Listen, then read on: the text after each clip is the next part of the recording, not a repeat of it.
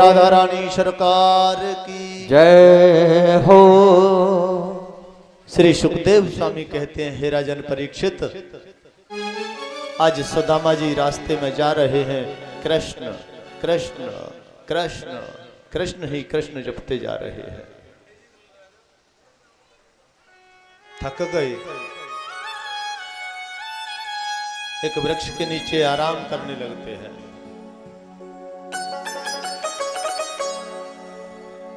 बहुत दुबला शरीर है।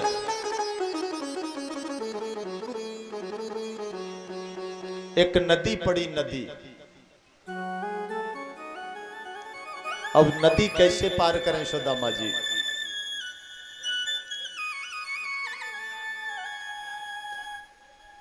नाव वाले से कहा, भैया हमें पार कर दोगे? वो कहने लगा, क्यों नहीं, नाव किस लिए है?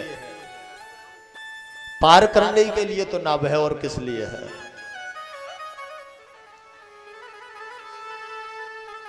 लेकिन तुम्हारी हालत से तो ऐसा लगता है कुछ है तुम्हारे पास।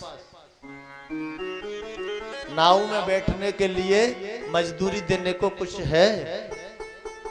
बोले, भैया हमारे पास तो कुछ नहीं है।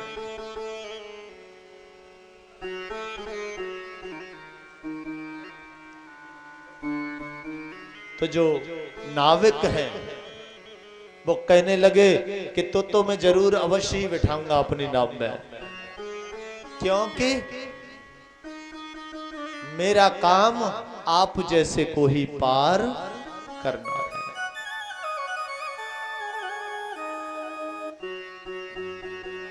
आप जैसे को ही पार लगाना है, मेरा जो काम है, मेरा जो विरद है। दीन दयाल बिरद संभारी, हर हो नाथ मम संकट। स्वयं भगवान कृष्ण नाविक बनकर आए और सुदामा जी को नदी पार कराई। सुदामा जी बोले, भैया द्वारका नगरी कितनी दूर है? भगवान कहते हैं, वैसे दूर तो ज्यादा नहीं है, लेकिन आपको देखकर लगता है कि कम से कम 3 महीने तो लग ही जाएंगे पहुंचने में। आप सारे दिन चलोगे कितना, ज्यादा से ज्यादा 1 किलोमीटर 2 किलोमीटर।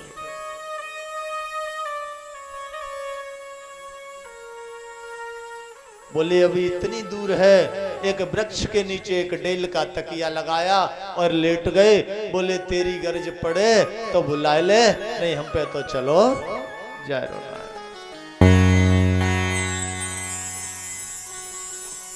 मेरा गोविंद बड़ा दयालु है, अकारण करुणा बरवाले, अकारण कृपा करने वाला। योग माया को आदेश दिया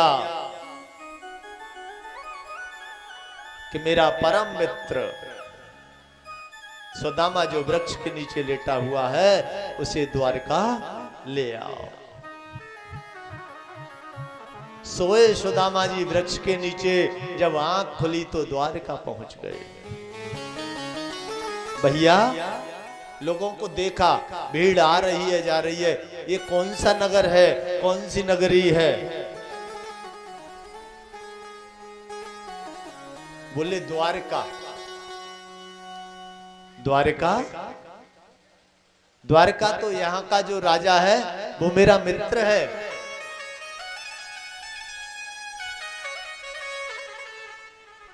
वो कहने लगे, कौन है यहाँ का राजा द्वारका का? पहले अपनी तरफ तो देख लो। अरे द्वारकाधीश भगवान कृष्ण है, कृष्ण। अरे के बोई तो मेरा मित्र है। तुम कहा देख रहे हो? मेरी जा फटी धोती है या मेरे नंगे पैर देख रहे हो? लेकिन मेरा जो मित्र है वो ये नहीं देखतो कि जो कैसे कपड़ा पहने, कि पैसा वाले घर को है कैसे को है, वो तो भैया अंदर को भाव देखे, अंदर को।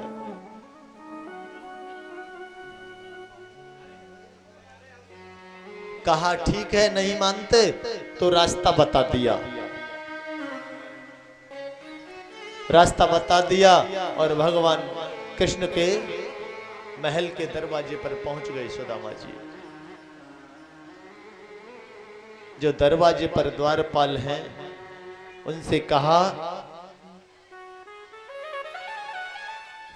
कि अपने महाराज से, अपने राजा साहब से जाकर कहो कि एक ब्राह्मण तुमसे मिलने आया है, सुदामा नाम है उसका। उन्होंने बाइज्जत रोक लिया सुदामा जी को, कहा कि वैसे तो प्रभु का ये शयन करने का समय है, अगर शयन कक्ष में नहीं पहुंचे होंगे तो अभी हम आपका संदेश पहुंचाते हैं।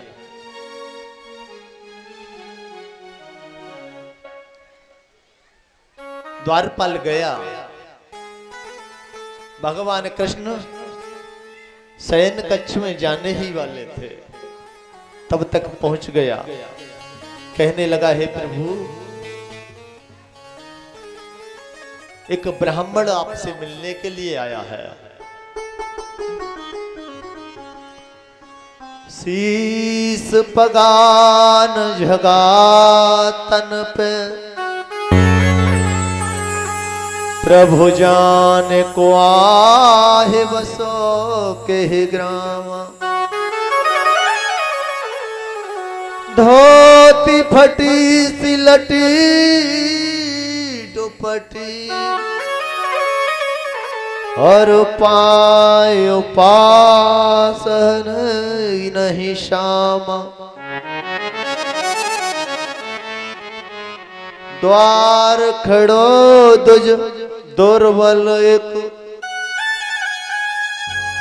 रयो चकिशो वसुधाय अभिरामा। हे प्रभु, एक ब्राह्मण आया है, नंगे पैर है, पैर की बीमारी उसकी फटी हुई है, धोती फटी है कई जगहों से, हाथ में लकुटी है वो भी टूटी हुई है, और यहाँ के इस ऐश्वर्य को देखकर आश्चर्यचकित होकर देख रहा है। भगवान ने कहा, कहां से आया है? कि ये तो नहीं पता। पूछत दीन दयाल को धाम, बतावत आपनो नाम सुदाम।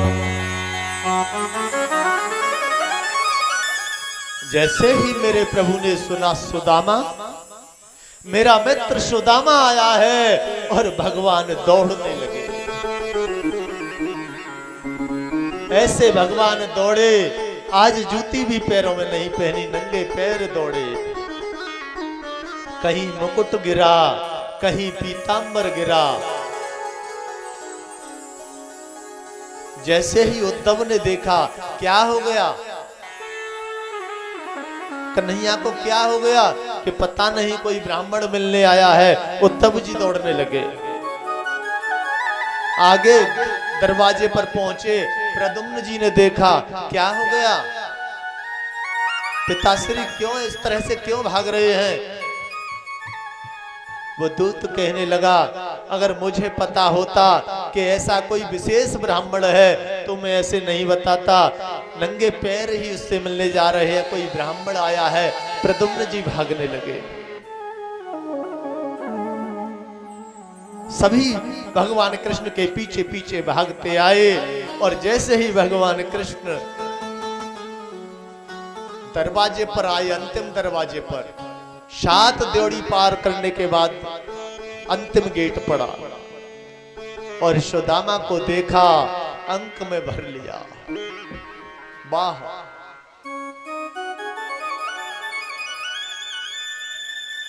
बारे ठाकुर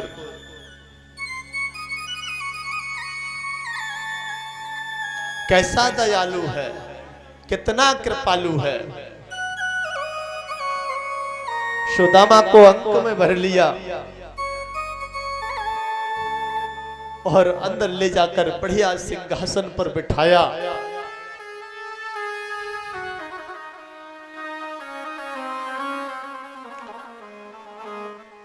एक पात्र में जल मंगवाया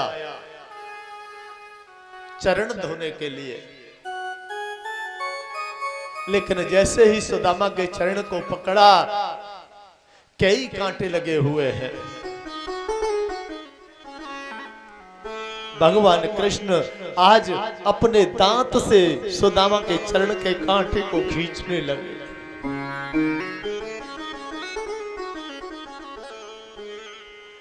कांटे खींचने का जो दर्द होता है भगवान के हृदय में पीड़ा और आंखों से अश्रु बहने लगे।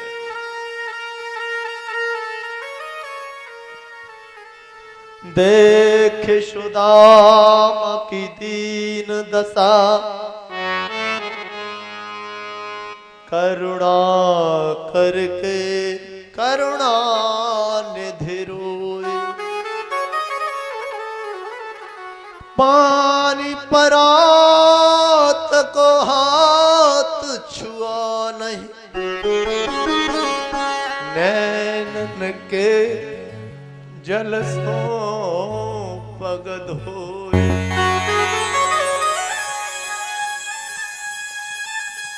आज भगवान कृष्ण इतना रोए,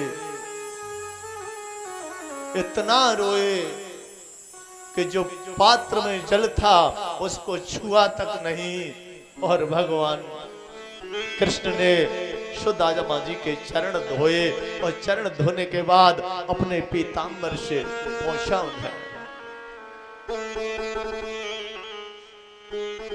बहुत दिन बाद कृपा की मित्र, बहुत दिन बाद याद आई।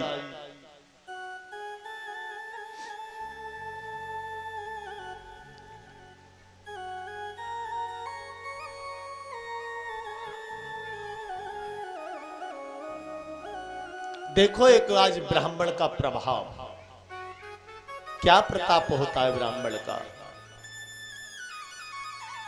स्वयं तीनों लोकों के नाथ भगवान कृष्ण आज एक ब्राह्मण के चरण धो रहे हैं। इसीलिए ब्राह्मण पूजनीय है।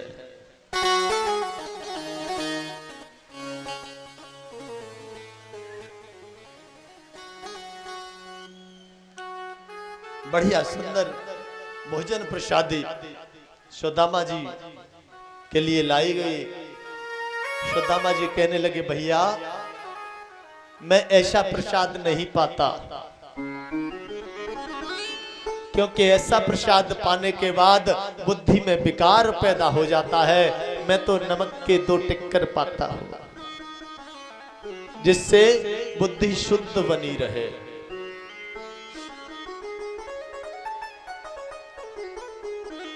ब्राह्मण लोग कहते हैं ना कि लहसुन प्याज नहीं खाना चाहिए। लहसुन प्याज कोई अपवित्र वस्तु नहीं है, वो भी धरती माते से ही पैदा होती है, लेकिन वो तामसी भोजन है। उसे खाने के बाद व्यक्ति को क्रोध बढ़ता है, मन में विकार पैदा होते हैं। इसीलिए ब्राह्मण श्रेष्ठ होते हैं, वो लहसुन प्याज का प्रयोग नहीं करते।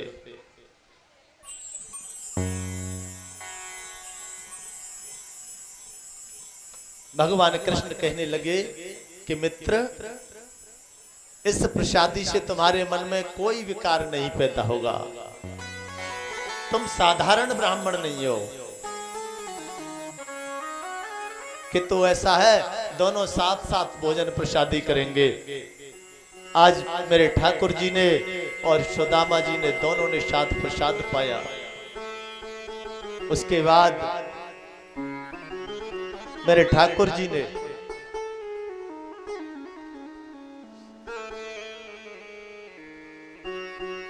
अपनी पत्नियों से इशारा किया, घर में ब्राह्मण देव आए हैं, आशीर्वाद लेना चाहिए।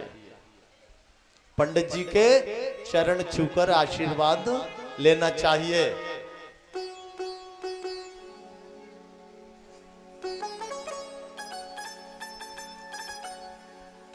रुक्मिणी जी आई, चिर सौभाग्यवती भव।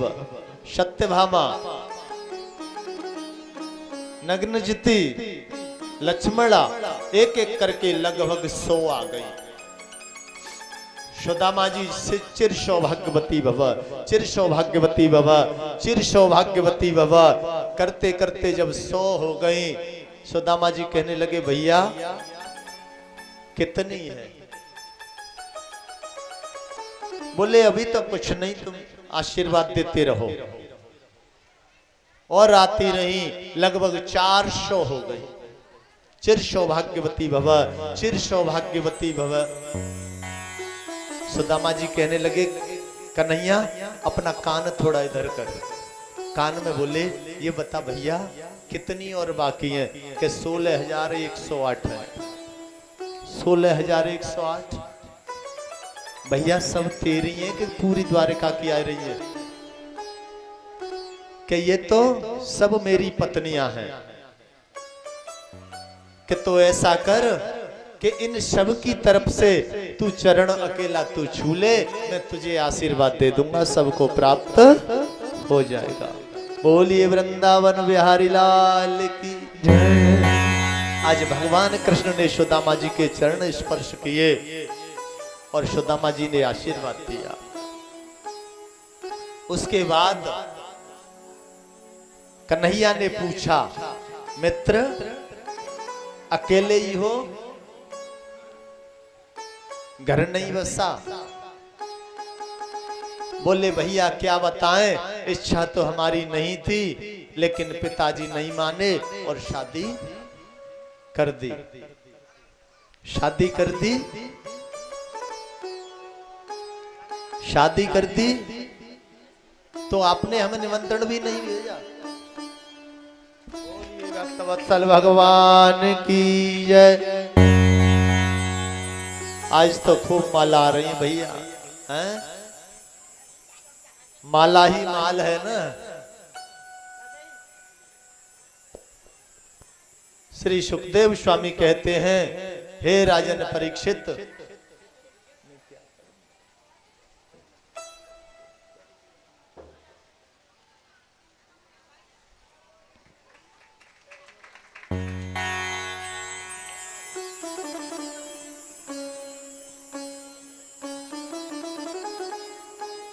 बोले भैया ऐसा ही भयो कि हमारी तो इच्छा नहीं थी लेकिन पिताजी नहीं माने तो विवाह करना पड़ो। लेकिन एक बात बता, हमारा तो एक विवाह वो हम बामे भूल गए, चलो कोई बात ना है, लेकिन तेने 16,108 करे तो काऊ विवाह में हमारी याद ना आई। तो भगवान कहने लगे कि हमारे विवाह जैसे हुए वो तो हम ही जानते हैं कैसे कैसे हुए। किसी को कहीं से लेकर के आए मंदिर से, किसी को जीत के लाए, किसी को छुड़ा कर लाए। लेकिन जब घर से आए हो तो भाभी ने हमारे लिए कुछ भेजा नहीं है। भाभी ने हमारे लिए भेंट क्या भेजी है?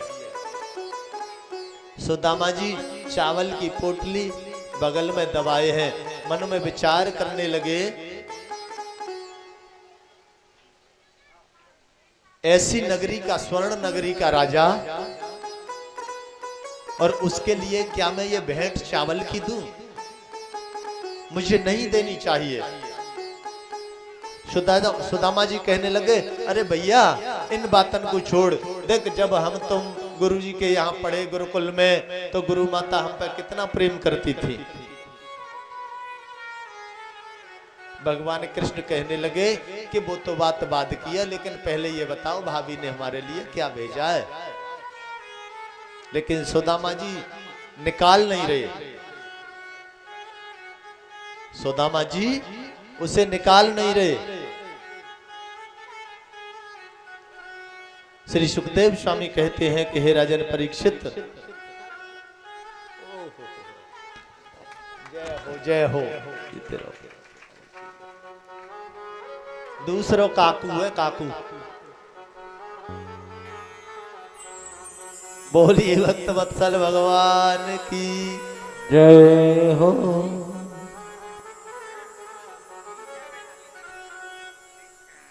इधर देखो, इधर। श्री सुखदेव स्वामी कहते हैं हे राजन परीक्षित, जब भगवान बार बार भेंट मांग रहे हैं, भाभी ने क्या भेजा है, लेकिन सुदामा जी छिपाए बैठे हैं। कभी कहीं की बात करते हैं, कभी कहीं की, लेकिन मेरे कन्हैया की दृष्टि नेत्र हजार है। एकदम बगल में जो पोटली छिपी थी उसको खींच लिया। कहा भाभी ने हमारे लिए भेंट भेजी है और तुम छिपाए बैठे हो। कन्हैया उसे खोलकर खाने लगे। एक मुट्ठी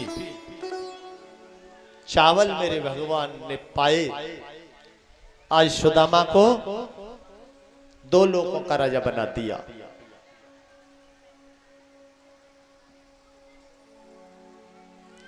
वैसे विशेषकर ये कहते हैं कि 2 मुट्ठी चावल खाए, लेकिन भागवत जी में तो नहीं लिखा, केवल 1 मुट्ठी का लेख आया है। जैसे ही दोबारा चावल लिए खाने के लिए, रुक्मिणी जी ने हाथ पकड़ लिया। कहने लगी भगवान ये कच्चे चावल हैं, नुकसान करेंगे, लेकिन इशारे में कह रही हैं कि सब कुछ दे दोगे तो अपने लिए तो कुछ रख लो।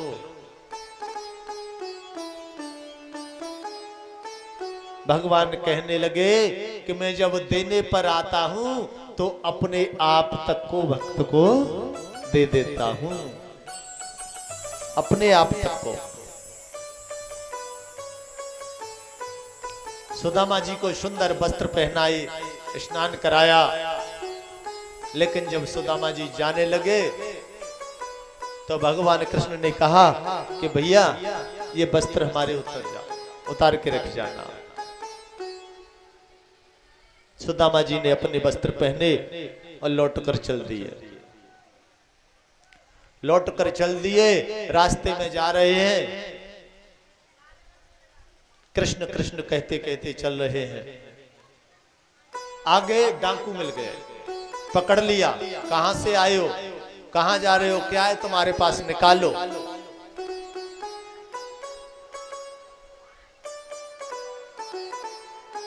सुखदेव जी कहते हैं कि हे राजन परीक्षित, सुदामा जी कहने लगे कि भैया हम तो मिलने जरूर गए थे द्वारका कृष्ण से, लेकिन हम कुछ लेके नहीं आए, देख लो हमारे पास कुछ नहीं है। मन में विचार करने लगे सुदामा जी कि वो तो अच्छा है कि कृष्ण ने कुछ दिया नहीं, और अगर दे भी देता तो ये डाकू छीन ले जाता। आज सुदामा जी लौटकर अपनी नगरी आए, सुदामापुरी।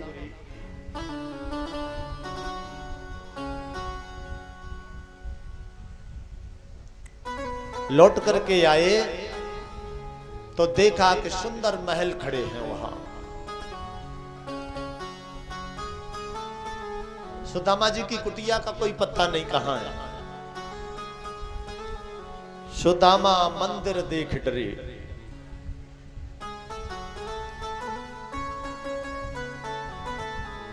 सुदामा जी सोचने लगे कि मैं कहां आ गया। पूछा लोगों से, भैया ये कौन सी नगरी है, कि सुदामापुरी। मन में विचार किया, सुदामापुरी, शायद कोई और सुदामा होगा। कि भैया कहां है आपका सुदामा, उसको बुलाओ। कि वो तो द्वारिका गए हैं, लेकिन पहचान नहीं रही भगवान। भगवान की कृपा ऐसी हुई है कि जो सुदामा नगरी वाले पुरुष हैं वो सुदामा जी को नहीं पहचान रहे कि वो द्वारका गए हैं। कि द्वारका कितने दिन हो गए? कि 1 वर्ष हो गया। सुदामा जी ने मन में विचार किया कि द्वारका तो मैं ही गया था, लेकिन मन में विचार किया कि तो अच्छा ऐसा करो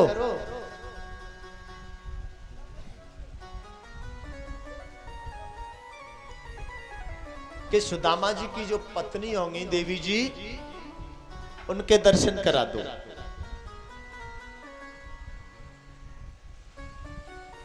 वो लेकर के गए। सुदामा जी की जो पत्नी थी सुशीला देवी, पहले बहुत दुबली पतली थी, लेकिन अब जब ये बढ़ जाता है ना पैसा, तो ऑटोमेटिक शरीर भी बढ़ जाता है। सैकड़ों दासियां सेवा में हैं, आभूषण पहने हुए निकल करके आई। सुदामा जी ने देखा ये मेरी पत्नी नहीं हो सकती, ये मेरी पत्नी नहीं है। जैसे ही सुदामा जी लौट कर चलने को तैयार हुए, दौड़ करके आई, चरण पकड़ लिए। स्वामी, मैं आपकी पत्नी सुशीला। सुदामा जी कहने लगे तुम? अरे तुम मेरी पत्नी कैसे हो सकती हो? मेरी पत्नी तो बहुत दुबली पतली थी कि जब आप द्वारका पहुंचे तो ये वही द्वारका नाथ की कृपा है, उसकी वजह से जो हमारी नगरी थी आज स्वर्ण नगरी के रूप में परिणित हो गई।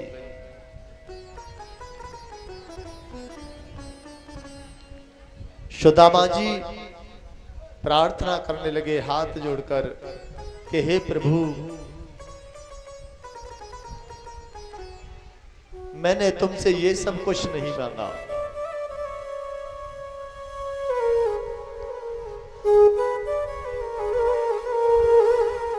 मुझे इस ऐश्वर्य की आवश्यकता नहीं है, मुझे तो हर श्वास पर तेरे नाम का स्मरण बना रहे।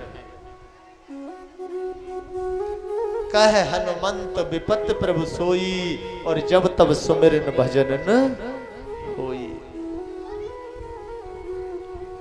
आज सुदामापुरी में भगवान कृष्ण का प्राकट्य हो गया। बोलिए वृंदावन बिहारी लाल की जय। और मेरे प्रभु ने सुदामा जी को बहुत तरह से समझाया।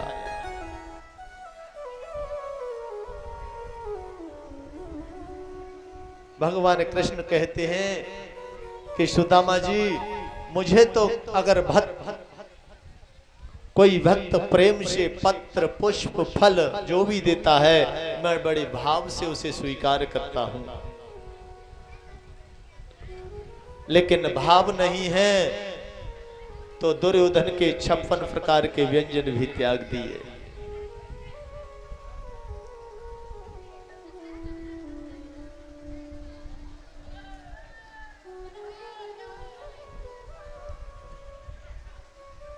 श्री सुखदेव स्वामी कहते हैं, हे राजन परीक्षित, उसके बाद कुरुक्षेत्र में वसुदेव जी ने एक यज्ञ किया। उस यज्ञ में सभी पधारे।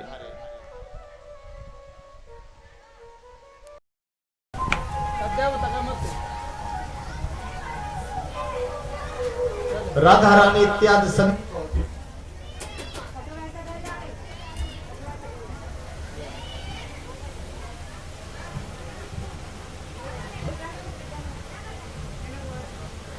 वोल्टेज कम कर ले भाई, 250 कितने मार रहे हैं, 250 के ऊपर। बोलिए वृंदावन बिहारी लाल की।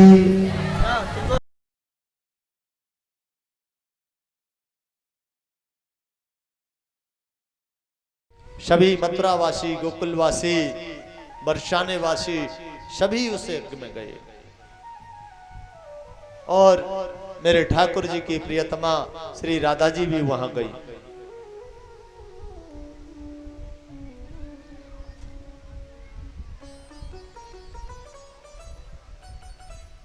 जब एक दूसरे से ये हमारी बहनें मिलती हैं, आपस में चर्चा करने लगती हैं, तुम्हारा विवाह कैसे हुआ,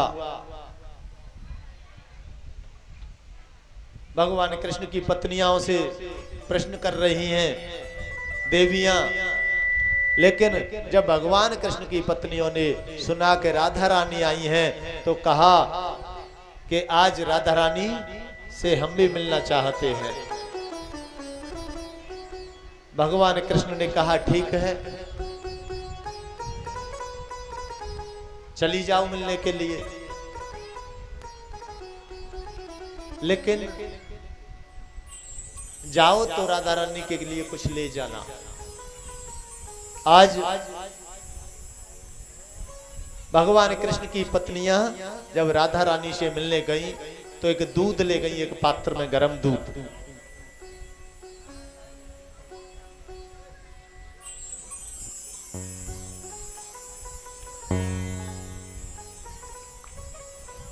पहले दरवाजे पर जो दासी खड़ी थी, जाकर के देखा बड़ी सुंदर है, एक संग राधा प्रणाम किया, बोली नहीं नहीं, मैं तो श्रीजू की दासियों की दासियों की दासियों की दासी हूँ।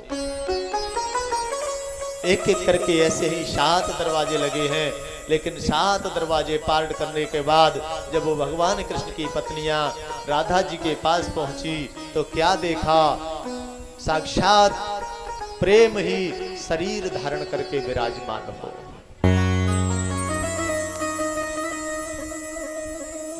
राधा जी ने ये नहीं पूछा कि तुम्हारा विवाह कैसे हुआ है, तुम्हें कैसे भगवान लेकर के आए। उन्होंने केवल एक ही बात की कि हमारे श्याम कैसे हैं। कहने लगी कि वो तो ठीक हैं, लेकिन हम तुम्हारे लिए दूध लेकर के आई हैं, इसे पी लो। राधा जी कहने लगी कि जब से कन्हैया हमें छोड़ करके गए हैं, हमने पीना तो बहुत दूर, दूध को छुआ भी नहीं है।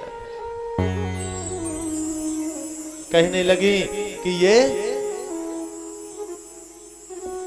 स्वामी ने ही, कन्हैया ने ही दूध भेजा है आपके लिए, कि राधा रानी से कहना कि इस दूध को जैसे ही सुना कि मेरे प्रियतम ने भेजा है, मेरे स्वामी ने भेजा है, एकदम हाथ से वो पात्र छीन लिया और इतना गर्म दूध एक बार में पी गई।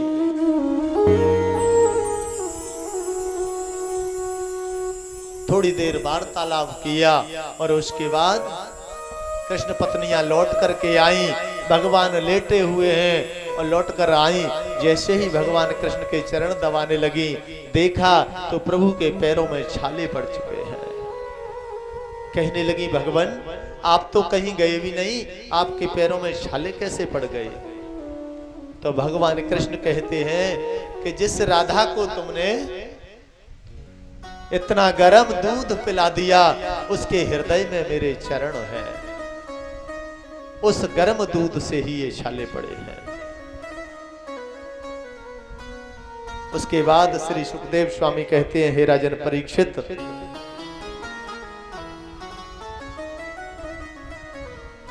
11वें स्कंद में जब प्रवेश किया सुखदेव जी ने, तो कहने लगे कि एक दिन की बात है, भगवान कृष्ण अपने सभी पुत्रों को पास बिठाकर समझाने लगे। कहने लगे देखो, कभी भी किसी संत महात्मा का, ब्राह्मण का भूल कर भी अपमान मत करना, भूल कर भी अपमान मत करना। संतों की सेवा करनी चाहिए, ब्राह्मणों की सेवा करनी चाहिए,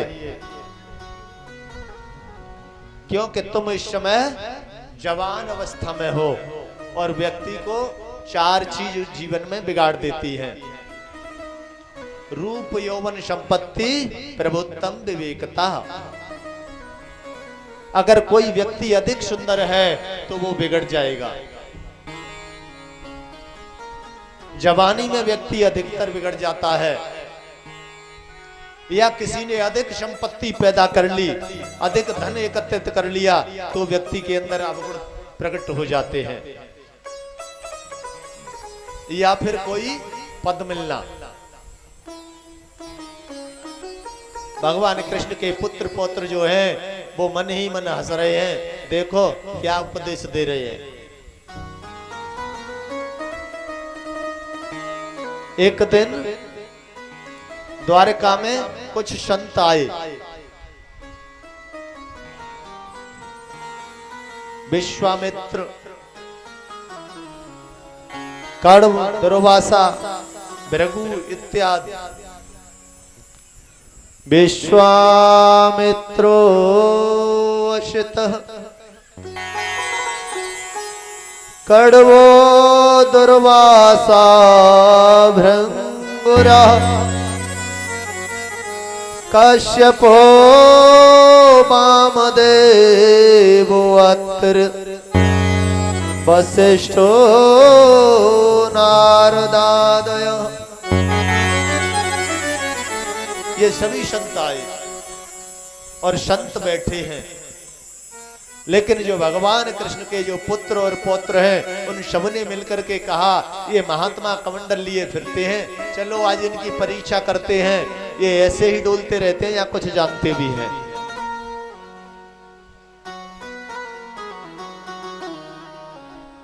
ऐसे ही घूमते फिरते रहते हैं या कुछ जानते भी हैं।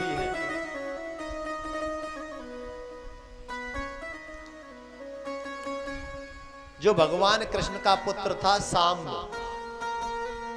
जाम्बती का पुत्र, बहुत सुंदर था। सांब भगवान शंकर और पार्वती दोनों ने सांब रूप में अवतरित हुए हैं। दोनों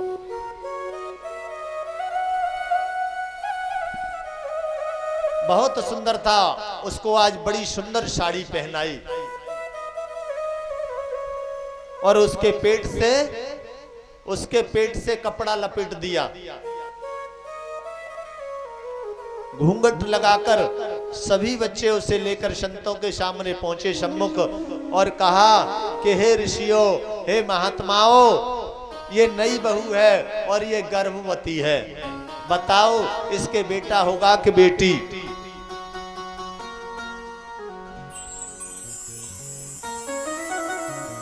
संत जनों ने नेत्र बंद किए और सब जान गए। कहने लगे अरे दुष्टो, तुम इतना भी भूल गए कि संत के चरण स्पर्श करने चाहिए, संत से आशीर्वाद लेना चाहिए। तुम हमारी मजाक उड़ाने आए हो।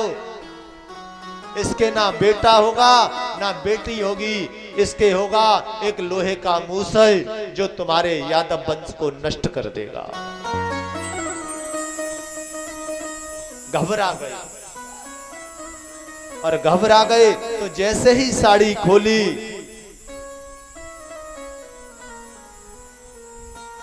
लोहे का मूसल निकला। जाकर के घर बताया ऐसे ऐसे बात है, संतों का अपराध हो गया है।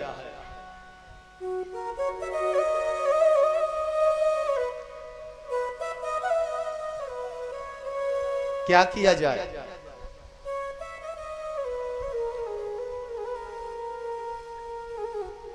जो लोहे का मूसल था उसको घिसवाया।